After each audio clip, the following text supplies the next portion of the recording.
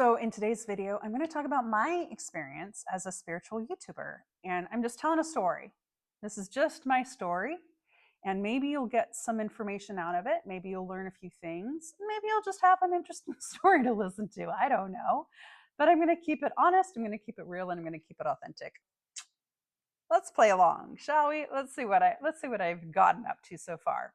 It starts back, I'm sure we could go back even further, but I am going to go back to January 2024. That's when I started this YouTube channel. That's when I started posting.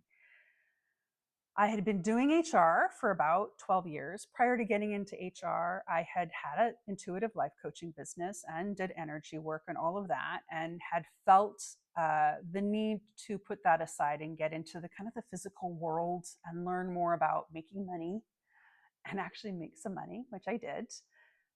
And I put all my spirituality to the side and on hold. But then over the last several years prior to starting my YouTube journey, it began poking at me. It began saying like, hey, don't forget us. You're a spiritual person. That's the core of who you are. And you're here to do spiritual work. And I was like, yeah, but it's really nice to just make money and to play in spreadsheets. It's a lot easier. It's a lot less drama. So I ignored it as long as I could, but I started getting messages from my guides because I communicate with my guides, but I was also doing some automatic writing with them, or doing some writing with my guides, where I was typing up what they were telling me. And they were saying, your life is going to look completely different in a year. And at the time, I was head of HR for a software company. And that was not my plan. My plan was to continue to lead HR and make a lot of money and be successful and see what sorts of positive changes I could make in the business world. But my guides were telling me, no, your life is going to look completely different. I did some tarot cards too. They were like, yeah, you've got a spiritual calling. It's like, I don't want to deal with all of that. But eventually, things started to get pretty rough at my job. I won't go into the dirty laundry, but it got to the point where I started to manifest getting out of my job. I started to talk a lot about getting laid off because, one, I wanted to, there's a little bit more financial security when you get laid off, but also I didn't want to leave my team behind. I really cared about them a lot, and I wanted to continue to take care of them and to protect them. And I didn't want to let them go or disappoint them. And so I knew the way to get out of my job was to get laid off. So I started talking about it, and people would be like, don't talk about that, that'll happen. And I'm like, I know, that's what I'm hoping. And my wishes came true, as it turned out. Which was good, because I had posted a few videos on my YouTube channel as I was sort of exploring what sort of content I was going to share. But my job was a lot. Running HR, it was a lot.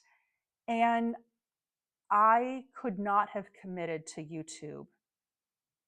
I just could not have committed. Some people can. I could not have committed to YouTube because my heart and soul was in trying to make a difference in this company. So in June, I was finally freed from my job in June 2024. And that's when I was like, okay, I'm really going this. If this is my spiritual calling, if this is what I'm supposed to do, is to not run HR, but is to do what I can and use my skills and my gifts and my talents to help people in their life journey, to help people be successful at this life experience, to help them grow so that they can eventually incarnate out of this place. I was going to use a bad word, but we'll keep it PG. Then I'm just going to commit to it. I'm going to commit to it. But the problem was I really struggled at first. I knew I believed in reincarnation. I knew that was very much what I was centered upon. I knew I had a lot of knowledge and information and tips and tricks, things about energy. I'd been an energy worker. I had been, an intuitive life coach. I have intuitive abilities. I work with my guides. I've got all the hodgepodge of all of the spiritual stuff. And I knew I wanted to help people, but I didn't know how to articulate it. And I didn't know exactly what it was that I needed to be doing with my life, what it was I needed to be sharing, how to describe it. So I would meet people and I don't know, I'm doing this. I didn't know if I wanted to go back to coaching. I really felt like I wanted to be helping people in very practical, grounded ways make a difference in their life and spirituality. But I knew that what I was bringing forth wasn't something that currently existed. And so I didn't know, I didn't have a framework. It was a lot easier to be a life coach because that was the thing. Like I could look, I got my life coach certification. I had other life coaches that I knew and saw how they did their stuff. There was a formula, there was a format. It was easy to follow. I knew that whatever it was I was going to get after was going to be different than what existed before. And so how I didn't even know how to articulate it. So then in August, I went to the Lee Harris Soul Magic Retreat. If any of you know me, you know I love me my Lee Harris. I'm totally enamored with Lee Harris in a platonic way. He is somebody who works with guides himself, is also sensitive to energy, and works with high people aligned with higher spiritual knowledge. So I had booked the trip prior to getting laid off. You know, I had a great income, so no big deal to go to this fancy retreat in the middle of the New Mexico desert. I'm not really in the middle of the desert. It was in Santa Fe. It was in Santa Fe.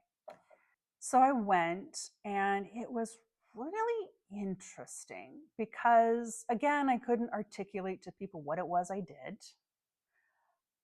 I felt my vibration really shifted while I was there. Just being around such high vibrational people was amazing.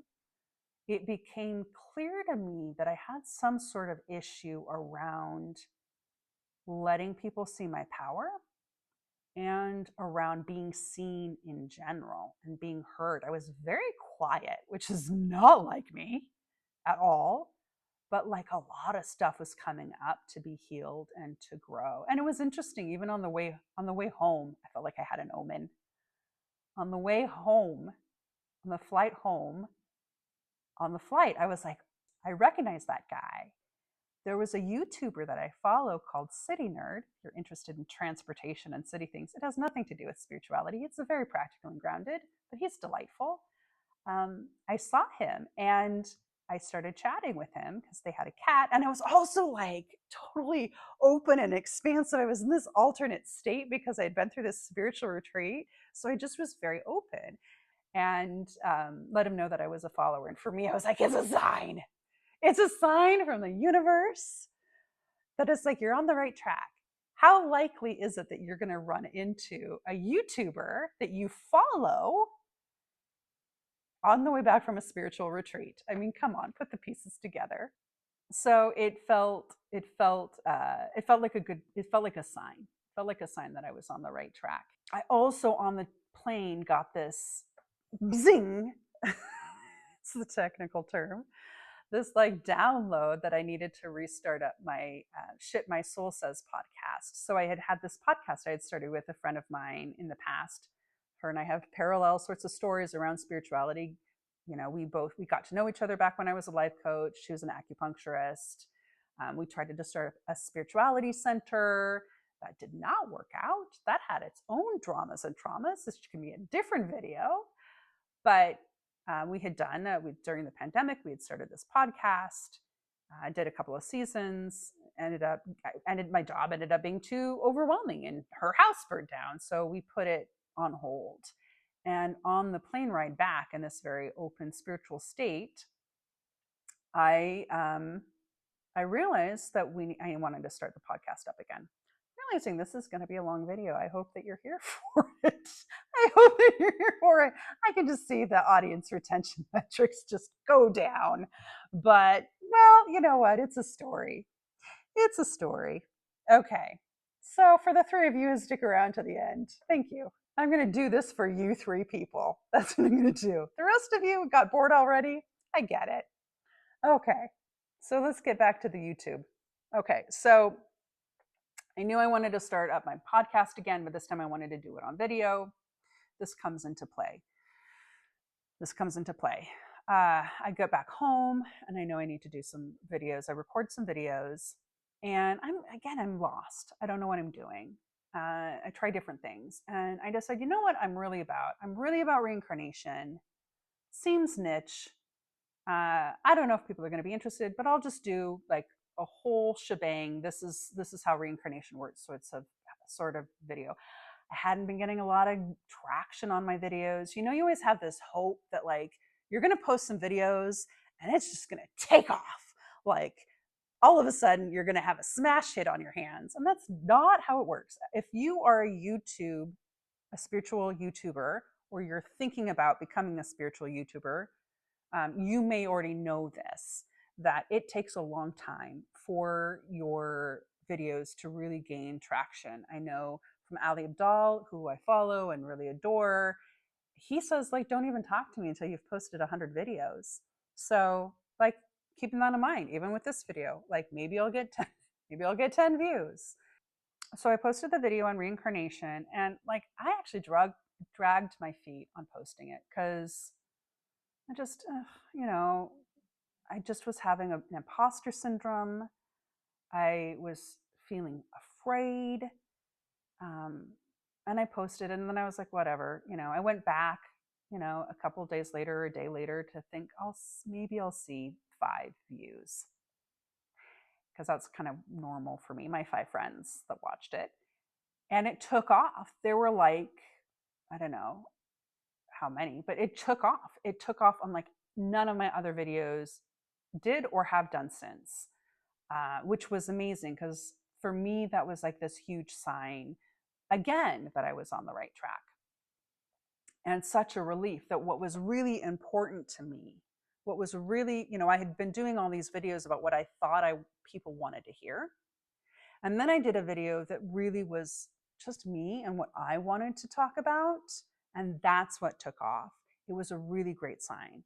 Now, I didn't get the news right away. I still am working on it. After that, I still was working on what kind of content, I thought I should do. Still exploring quite a bit, and I still am. So then let's go back to the podcast. I just start up the podcast again. And I'm thinking I'm just going to do it in my house, in my apartment, because that's what I had been doing my videos so far. And my friend, to do this with me, was like, we can't do this. If we're going to do video, we can't just do this in your living room. And I was like, well, fair enough. So again, things aligned. I knew I needed a space. I needed space. I needed an office space. And as it turns out, some of my friends who had a space were moving out of it. That's this place. And I ended up really taking this huge leap of faith, which freaked me out and really turned up a lot of my fear and insecurities, because like how I'm going to be homeless because I don't make enough money yet to afford this space. I know I've got money in savings, but this is a big risk. But it felt, again, I checked in with my intuition and it felt right. It felt like the thing to do. I felt good. And once I did it, it gave me a real sense of grounding and sense of place. Like it felt really solid. And it really pushed me to level up and really own myself more. But I was freaked out financially, for sure, because I was on unemployment, had my savings, and I kept on getting these intuitive hits that I was going to have this part-time job in the fall. But I was really resistant to it. I didn't want to go back to working because I had had such a traumatic experience at my last job. And I really just wanted to focus on YouTube and whatever else it was that I got up to with YouTube. And it's like the universe, I don't know, the universe is just really lovely. I had somebody I worked with at a previous job that said, hey, reached out. I was like, hey, a friend of mine needs some HR help. Somebody I know. Are you interested in doing a little part-time work for this organization? And I was like, sure, yeah, why not? I ended up meeting with the woman, wonderful human being. The CEO is like a genuinely amazing soul. And the work that she's doing is also beautiful and positive and caring and wanting to make a positive difference. And I was like, yes, I'll crack open those Excel spreadsheets to help you out. So that ended up being something that I didn't have to go out and seek. But again, as I surrendered to my purpose, as I committed, as I said, okay, I'm going to sign up for this office and pay money each month, and I committed to it and I took action to it, the universe came back and said, okay, we're going to help support you. But I had to let my walls down. I had to kind of surrender in order to be caught by the universe. So then I've had that. I continue to have that part-time job that helps things kind of move along while I continue to figure out this YouTube journey. And a journey it is. So even though like I had that video that took off, I still felt lost as far as what it was. I started leaning more into the reincarnation thing, but just a lot of uncertainty. I don't want to say insecurity because I don't think that's right. It's more just uncertainty about what it is I'm here to do. Exactly. Like I know generally, but exactly. I love learning. So when I'm uncertain, I'm going to go and I'm going to learn. So I'm watching YouTube videos. I'm studying YouTube videos. I'm checking in with ChatGPT. Be like, here's getting ideas from ChatGPT, and ChatGPT is putting together scripts and putting together ideas and putting together outlines. I'm like, this is great, right? This is great having a little assistant. So I started doing some videos that were supported by ChatGPT, maybe, slightly scripted, tried to do some scripting. And it felt, the authenticity felt off. And it didn't resonate. It didn't resonate with folks. It didn't resonate with me. I mean, I put the videos out and it felt okay. Like I felt like there was value in them, but I didn't feel like I didn't light up. It didn't feel on purpose.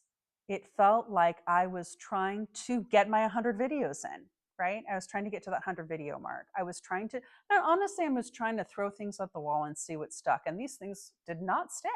They did not stick like that reincarnation video. The thing that I've learned since then with AI, and I think that AI has its place. I think that I can still use it for a lot of help, right? When you're one person, you need help. But as a spiritual YouTuber, our job is to bring light in to the world and to share that light with others. It's about bringing in new energy into the world. ChatGPT and other AI is existing energy. It is energy that already exists in the planet that's being packaged up and served up and reconfigured to us. It is not new energy. So I can go through that list, but it doesn't have, I mean, even if the topics are fine, it doesn't have the energetic vibration that I need to do to really bring in this new energy that the world is needing in order for the world to continue to spiritually grow and evolve. So because of that, I realized like I have to put that aside. I need to listen to my own internal guidance system about what works. And even this video, like I feel called to do this video, but even saying that, I mean, as I'm sitting here filming it, I'm like, I am talking a lot. I'm thinking about my retention graphics. I'm thinking about people are going to drop off because they don't want to listen this much. This is too much. This is too much. People want it like this and go. And that could be very true. But I also know in my truth that I needed to tell this story. And perhaps this is just my own personal diary that I'll look back on someday. And you know what? There's value in that. There's value in everything.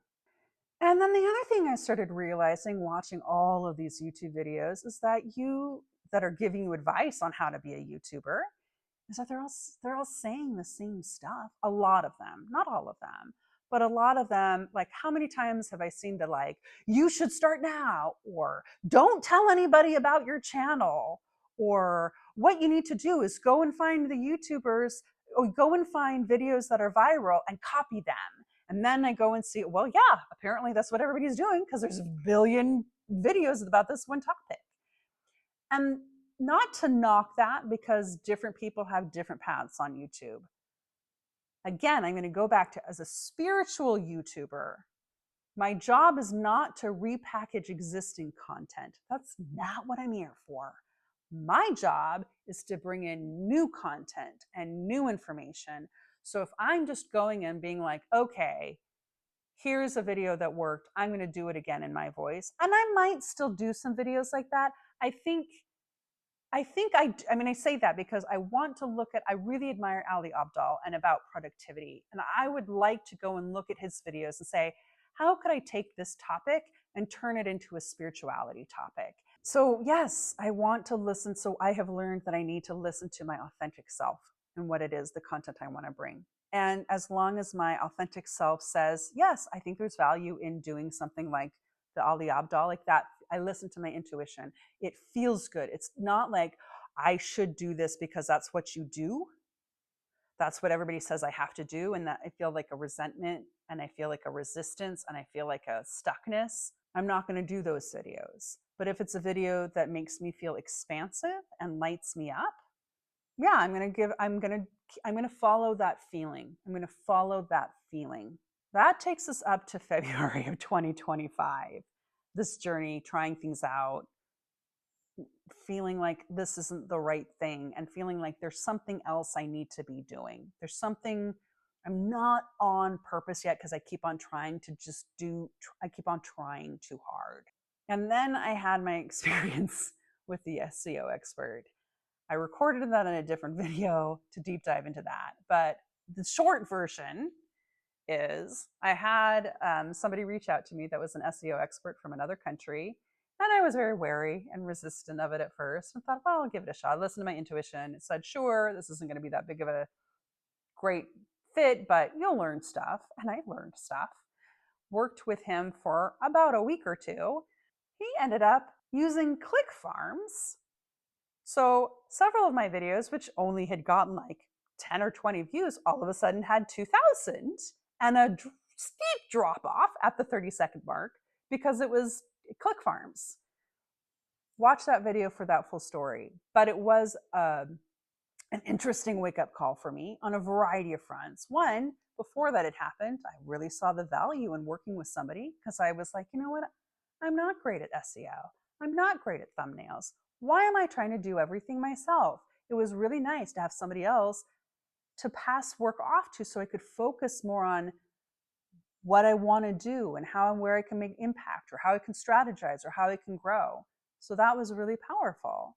Unfortunately, it also really screwed with my analytics. Really screwed with my analytics. So at least I'm early on in my YouTube career that these are the early days, and it's not going to make too big of a difference.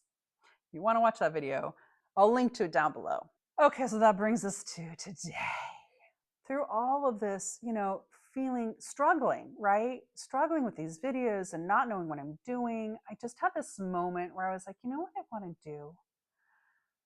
I just want to make spreadsheets. I miss my spreadsheets. I miss making processes and operations and plans. I miss operations, because that was my specialty in HR, was HR operations. And I'm like, maybe I should just hide away in that for a little while. I just wasn't feeling aligned with what I was doing. And then the more I kind of thought about it, and some of the advice, because there's a lot of YouTube advice out there, not all of it is bad. Obviously, there's a lot of good YouTube advice out there. And one of it from Ali Abdaal, I'm really quoting him today, was talking about how you need to bring in your own unique self. Right? So here I've tried to be this spiritual YouTuber and reincarnation coach, energy worker, all of that stuff. And there's this whole side of me, this whole 12 years, time working, running HR, working at Nike as a chief of staff to the head of HR at the Jordan brand. All of this HR operational processes, supporting strategy for the company, all of that work that I loved, that I really enjoyed. I just didn't like the business that I was working within. I didn't like what the purpose. I didn't like that it wasn't helping people spiritually grow and evolve. I'm like, well, what if I take that? What if I bring that to spirituality? What would that look like? That brings us to what's next.